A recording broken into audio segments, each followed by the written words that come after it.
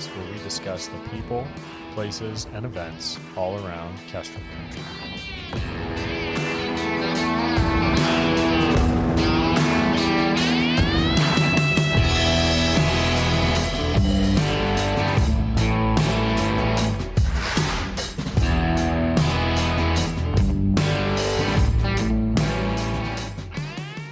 Welcome to the Kestrel Country podcast.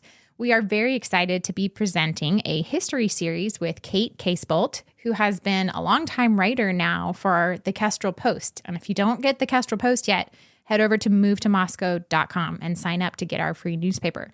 But Kayte is going to be presenting her past articles, which is a lot of history about our area. So looking forward to hearing what she has to say.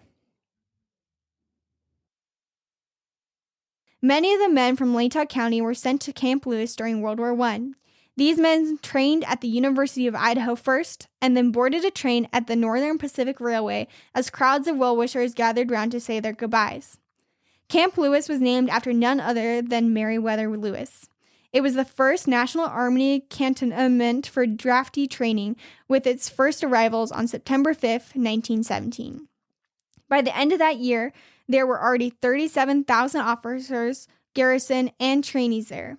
During the war, it was the largest military post, and it did its best to live up to its name.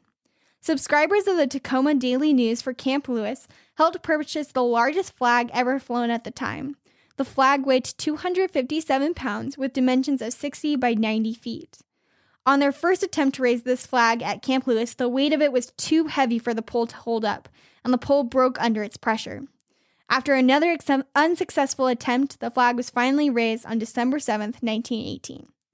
But the men at Camp Lewis weren't the only ones from Latah County that did their part for the American war effort. Since the men had left behind many open positions at the mills, like the potlatch mill, women had to step up and fill in these roles. Before World War I, many of the women were homemakers. They rarely worked outside of the house, but when they did, it was usually a job at the mercantile or as part of the company clerical staff. Some became maids, post office workers, or boarding house cooks. If they worked at the mill, their jobs were in administrative support roles, or flunkies, those who prepared meals for the loggers. But that all changed during wartime. Early fighter planes needed the spruce from the lumber company since the planes were built from wood trusses. In order to continue providing lumber, women became loggerettes. During World War II, around 40 women worked at the potlatch mill. Women also served as Red Cross nurses during the wars. Some went to serve in France, while others stayed local and helped make bandages and care packages.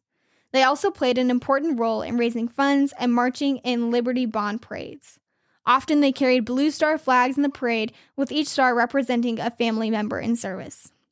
Liberty Bonds were debt securities issued by the government that helped pay for military expenses.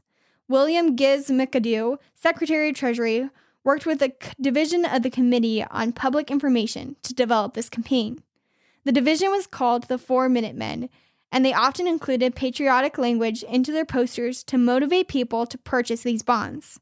Famous artists were hired to create the posters, and famous actors and actresses hosted bond rallies to support the war effort, like Ethel Barrymore and Charlie Chaplin.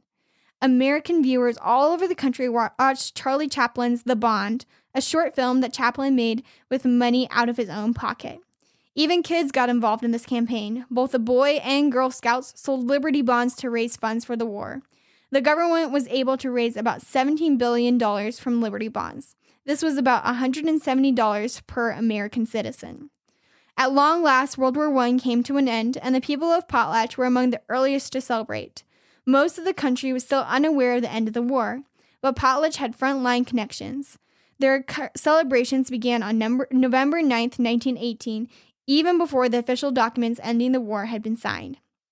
While Potlatch provided much lumber for the construction of fighter planes, they also used the wood for their sidewalks. But since these sidewalks have recently been torn out and piled in the street, they lit the planks on fire for a huge bonfire celebration.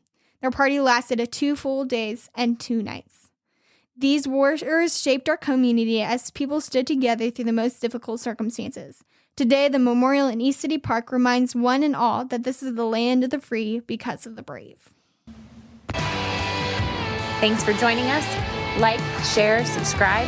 We'll see you next week.